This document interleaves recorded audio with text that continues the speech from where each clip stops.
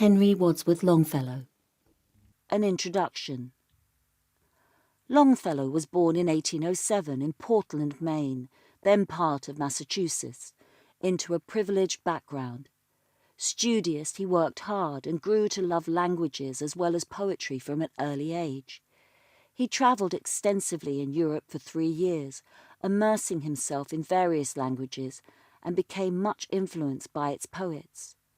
From there he returned to the US, eventually to teach at Harvard. His first major publication of poetry was in 1839. Today he is rightly known as an icon of American poetry, with classics such as Paul Revere's Ride and the Song of Hiawatha. In this collection we bring you further examples of his great talents that read undimmed to this very day. Our readers include John Michael MacDonald, Richard Mitchley and Ghizela Rowe. The Sound of the Sea by Henry Wadsworth Longfellow. The sea awoke at midnight from its sleep, and round the pebbly beaches far and wide I heard the first wave of the rising tide rush onward with uninterrupted sweep. A voice out of the silence of the deep, a sound mysteriously multiplied as of a cataract from the mountain side or roar of winds upon a wooded steep. So comes to us at times from the unknown and inaccessible solitudes of being the rushing of the sea tides of the soul, and inspirations that we deem our own are some divine of foreshadowing and foreseeing of things beyond our reason or control. The Phantom Ship. Birds of Passage, Flight the First. By Henry Wadsworth Longfellow. In Mother's Magnalia Christi of the old colonial time may be found in prose the legend that is here set down in rhyme. A ship sailed from New Haven, and the keen and frosty airs that filled her sails at parting were heavy with good men's prayers. O Lord, if it be thy pleasure, thus prayed the old divine, to bury our friends in the ocean, take them, for they are thine. But Master Lamberton muttered, and under his breath said he, This ship is so crank and walty, I fear our grave she will be. And the ships that came from England, when the winter months were gone, brought no tidings of this vessel, nor of Master Lamberton. This put the people to praying, that the Lord would let them hear what in his greater wisdom he had done with friends so dear. And at last their prayers were answered.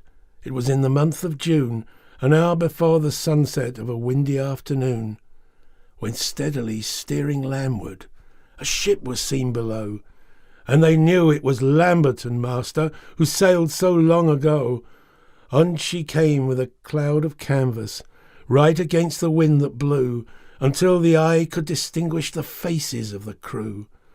Then fell her straining topmasts, hanging tangled in the shrouds, and her sails were loosened and lifted, and blown away like clouds, and the masts with all their rigging fell slowly one by one, and the hulk dilated and vanished as a sea mist in the sun. And the people who saw this marvel, each said unto his friend that this was the mould of their vessel, and thus her tragic end.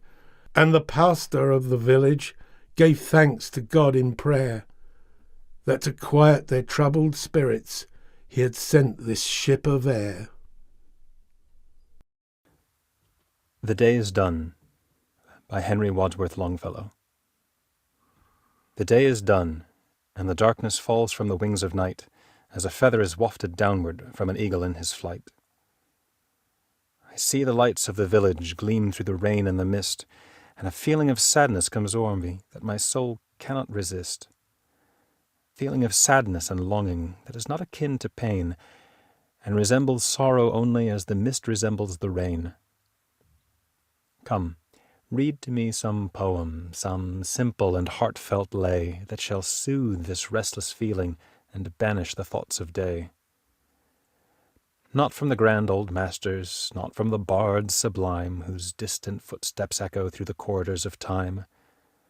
For like strains of martial music, their mighty thoughts suggest life's endless toil and endeavor, and tonight I long for rest. Read from some humbler poet, whose songs gushed from his heart, as showers from the clouds of summer, or tears from the eyelids start, who through long days of labor and nights devoid of ease, still heard in his soul the music of wonderful melodies. Such songs have power to quiet the restless pulse of care, and come like the benediction that follows after prayer. Then read from the treasured volume the poem of thy choice, and lend to the rhyme of the poet the beauty of thy voice. And the night shall be filled with music, and the cares that infest the day shall fold their tents like Arabs, and as silently steal away.